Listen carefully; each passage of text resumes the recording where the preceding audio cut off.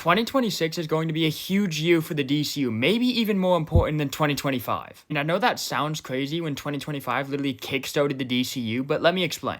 Okay, so we got 3 confirmed projects releasing in 2026. First up, we got Lanterns releasing in early 2026, Supergirl releasing in the summer, and Clayface releasing in the fall. All of these projects are incredibly important. Okay, so for the Lantern show, we know this is our first look at Jon Stewart and Hal Jordan, but also the entire Green Lantern Corps as a whole, which is going to be huge moving forward in the DCU. We also know that the Lantern show will continue the Salvation storyline introduced in Peacemaker Season 2. James Gunn has also said that Lanterns is really important for setting up things in the DCU and some of the larger arcs that will be explored in the DCU as well. Moving on to the Supergirl movie, obviously this is the first time we'll see Millie Alcock's Supergirl in her own solo movie, Kara Zor-El. It's going to be sick. And James Gunn has also confirmed that Supergirl will be a space adventure similar to Guardians of the Galaxy. And that news really excites me because everything we've gotten in the DCU so far has been very grounded and very earthly, but having a complete space adventure will introduce us to the cosmic aspect of the DCU, and I'm really excited for that. But lastly, we got Clayface, which is a complete shot in the dark in the DCU. It's a complete body horror film according to James Gunn, and I'm really excited for it. Not only do we get to see a really cool character in Clayface, but it will also be our first look at the DCU Gotham, one of the most name-recognizable cities in the entire DC universe. We've gotten some cool leaks, like this, leaked map of the amusement mile in Gotham City. There have been loads of Easter eggs, spotted around set photos and everything, like the Flying Graysons, obviously a reference to Dick Grayson / Nightwing, to even mentions of Roger Elliott, which is obviously direct correlation to Hush. So Clayface will be instrumental in setting up Gotham for future projects like Batman the Brave and the Bold and so much more. But the thing I think is most important is that none of these projects will be written or directed by James Gunn. That's really important because if you look back at this first year of the DCU, Creature Commandos, Superman, and Peacemaker were all written and directed by James Gunn himself. So next year is going to be a huge test for the DCU on if they can sustain themselves without the influence of James Gunn directly.